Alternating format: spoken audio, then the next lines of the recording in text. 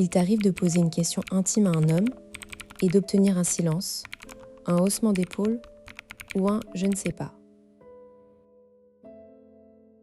Tu sens qu'il a des peurs, des blessures, des secrets, mais il verrouille tout. Vous êtes peut-être en couple depuis des années, mais il y a une porte qu'il n'ouvre jamais. Et toi, tu es là, à te demander ce qui se cache derrière ces murs. Pourquoi il ne te fait pas confiance? Pourquoi tu dois tout deviner? Arrête. Ce n'est pas un problème de confiance. C'est un problème de méthode. Regarde la situation en face. Les hommes n'ont pas appris à parler de leurs peurs. La société, l'éducation, les injonctions à la virilité leur ont inculqué que montrer une faille, c'est être faible. Alors ils cachent, ils fuient, ils changent de sujet. Mais toi, tu as besoin de cette intimité, de cette connexion profonde. Tu veux être celle qui sait, celle qui peut l'aider, celle à qui il se confie. Bonne nouvelle, c'est possible. Et ce n'est pas en forçant, en harcelant de questions ou en pleurant que tu y arriveras. Il y a une mécanique psychologique précise, une science de la vulnérabilité partagée. Après cette vidéo, tu sauras pourquoi un homme garde ses peurs pour lui et surtout comment créer un espace où il les dépose naturellement. Tu ne seras plus jamais dans le rôle de celle qui supplie pour une confession. Tu deviendras celle à qui il choisit de se livrer, parce que tu auras compris le mécanisme. Je vais te donner 3 techniques concrètes, testées avec des mots exacts, des gestes précis. Pas de psychologie de comptoir, de la science et du terrain. Le piège, c'est de croire que pour qu'il s'ouvre, il faut lui poser des questions directes. Qu'est-ce qui te fait peur? Pourquoi tu ne me dis rien? Dis-moi ce qui ne va pas. Ces phrases, en apparence bienveillantes, activent chez l'homme une alarme intérieure. Pourquoi? Parce que la question directe est perçue comme une mise à nu, une exigence. Il n'a pas le contrôle. Il se sent sommé de livrer quelque chose d'intime sans filet.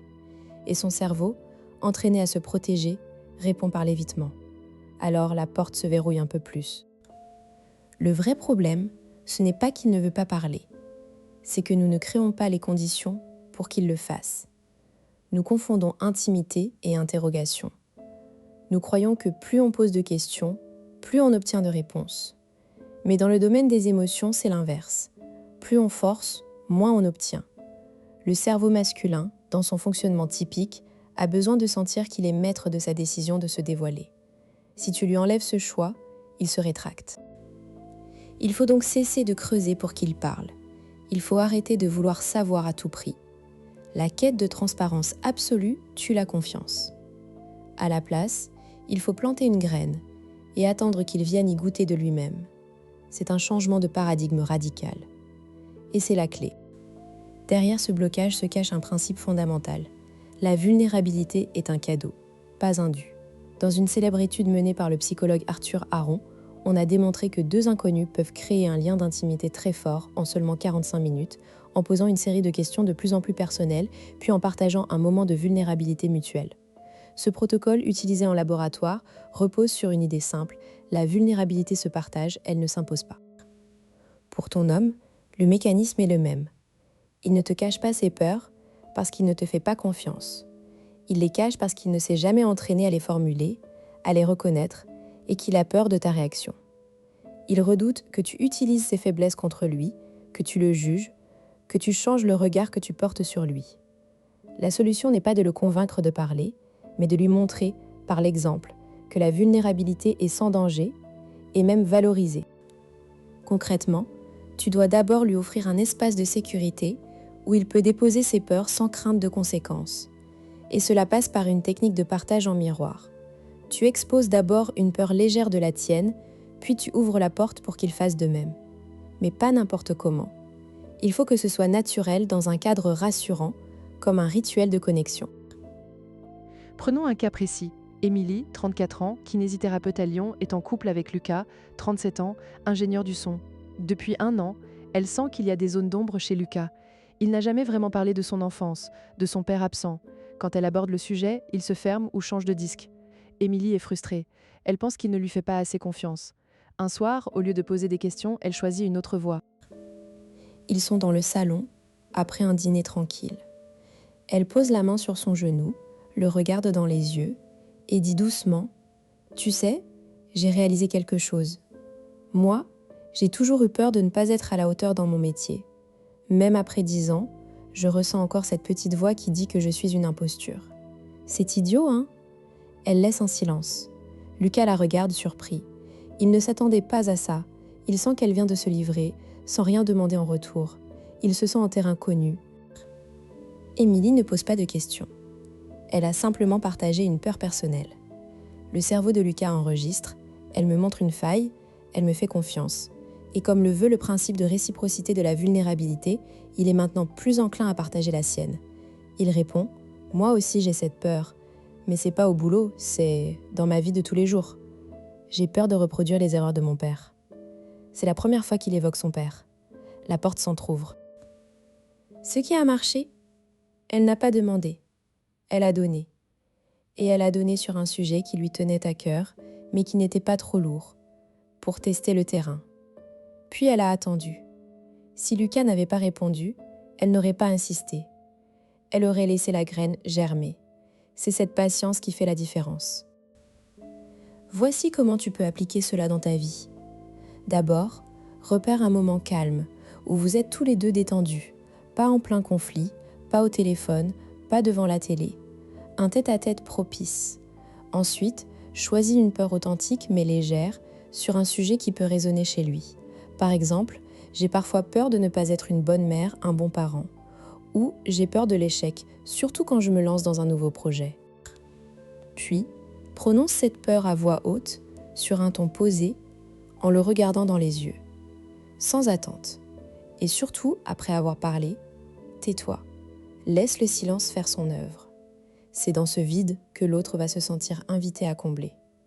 Si tu enchaînes avec une question, tu brises le charme. Si tu ajoutes « et toi », tu remets la pression. Non, il faut juste offrir ton morceau de vulnérabilité et le laisser faire ce qu'il veut. Parfois, il répondra immédiatement, parfois des jours plus tard, parfois jamais. Mais à chaque fois, tu auras posé une brique de sécurité. Pourquoi cette technique fonctionne-t-elle du point de vue neurologique ?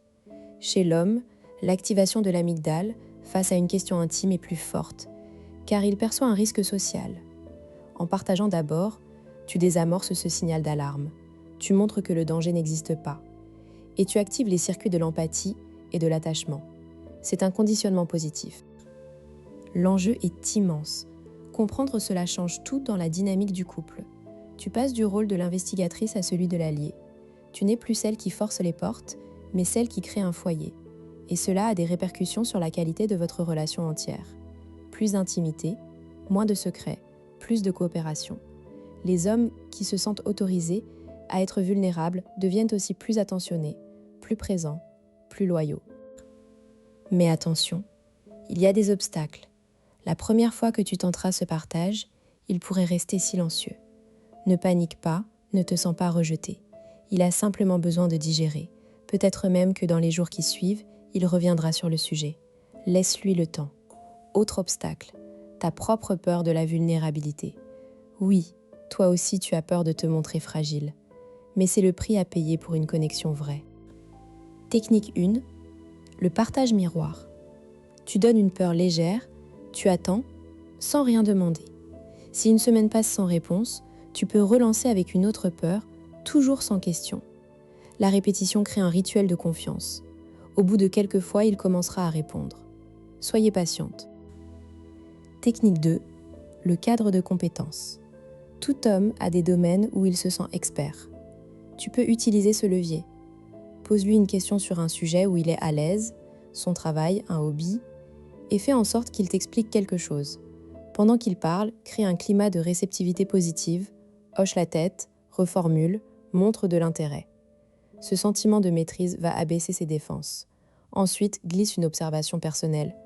Tu sais, quand j'étais dans une situation similaire au boulot, j'étais terrifiée. Il est déjà en mode confident, cela l'incitera à rester sur ce terrain. Technique 3, le silence actif. Quand il commence à se livrer, toi, tu te tais. Pas pour le juger, mais pour l'écouter vraiment. Ne coupe pas, ne donne pas de conseils tout de suite, ne ramène pas à toi. Laisse-le vider son sac. Après son récit, valide son émotion. Je comprends que cela ait été difficile.